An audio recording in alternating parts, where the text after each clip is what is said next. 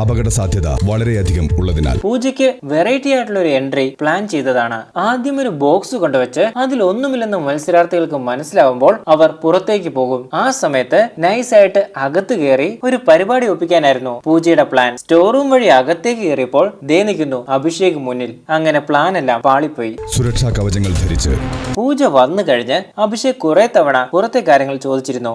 ഒന്നും പറയാതെയായപ്പോൾ ticket finale കണ്ടോ എന്നൊക്കെ വെറുതെ ചോദിച്ചു. പൂജയല്ലേ ഒരക്ഷരം മിണ്ടിയില്ല. ചോദിച്ചു മടുത്ത് അഭിഷേക് ഇപ്പോൾ ആ പരിപാടി അങ്ങ് നിർത്തി.